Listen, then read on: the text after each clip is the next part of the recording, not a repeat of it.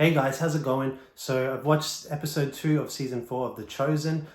This was another cracking episode, a fantastic one. Even better than the first, if you ask me. So the main focus of this episode is that Jesus is leading the disciples to Caesarea Philippi, which is the scene of where he officially anoints Simon as now Peter, the rock of his church, and where he's going to establish his church basically on this rock.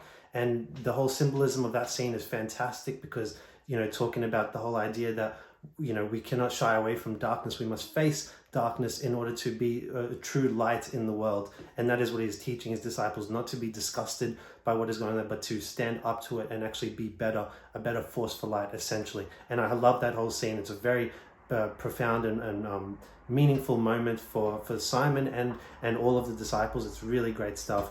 Along the way to that, when they're walking to Caesarea Philippi, there is a conversation there where Jesus gives a bit of a speech when he's talking mainly to Thomas and Ramah, who are wanting to get married, and he talks about basically the idea of family, about family is the most important thing in the world, but there is nothing more important than worshiping God, and he is the lamb, he is the word of God, essentially.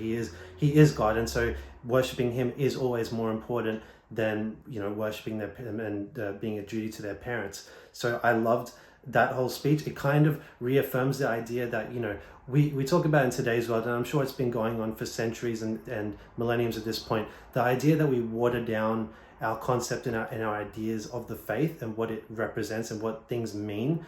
People water it down, to this day, where we kind of justify certain things to suit our own lifestyles, to make us more comfortable in the world we live in. But really it's about not wanting, being too afraid to stand up to certain things or to say certain things because of what we truly believe. And that was the kind of the gist of that speech that Jesus gave to the disciples, basically saying to them, I have not come to bring peace, but I've come to bring salvation, essentially. But in that process, he's going to cause a lot of division just by human nature, because humans are flawed. Families will be divided in his name, essentially. And so he is saying that is the cost of following him. Following him is not leading to an all perfect world, but rather it is the pathway to heaven, and that is the greater goal here, that everyone, and if everyone strives towards that, you will, as a byproduct, have a much more happier and much more peaceful world. But he has not come to essentially bring peace. That's not what he's there for. And I love that whole speech about standing on principles and doing the right thing in his name, regardless of what the most important people in your life are saying to you. Love that whole thing. But then on top of that, you had even greater moments again with these two main conversations that take place in the second half of the episode, mainly between Jesus and Matthew, and then Jesus and Simon. So throughout these seasons, Matthew and Simon have had a lot of,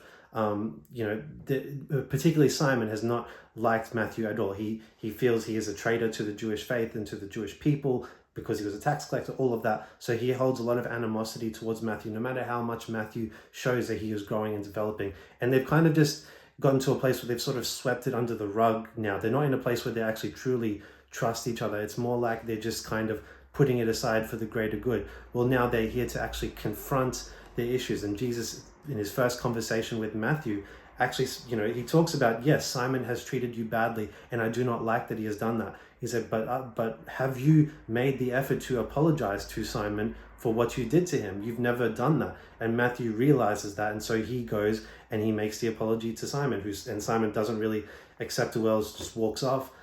Then from there, Jesus has the conversation with Simon, and Simon is asking him, how can he forgive him for all these things he'd done to me? And Jesus basically explains, like, if he's done 7 things bad to you, you must also forgive him if he does 77 things wrong to you. Just the basic idea that no one is beyond forgiveness. We can, no matter how badly someone has done something to us, whatever it may be, there is no one who is beyond the idea of forgiveness. Yes, it can be incredibly hard, and he also mentions is that the things that make it hard for us is sort of the things that we create for ourselves in the human world.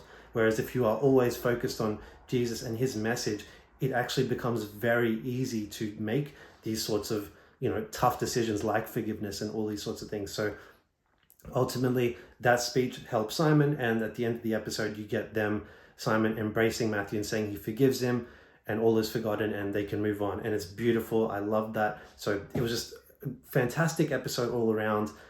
Couldn't be happier with it. I'm excited to see now where it goes from here, episode 3, and just as this story progresses, we'll be reviewing that when it comes out. But yeah, that's my thoughts on episode 2, guys. I hope you enjoyed it too. I'd love to hear your thoughts in the comment section below if you had a chance to watch it. And please like and subscribe to this channel, and we'll talk to you next time. Bye.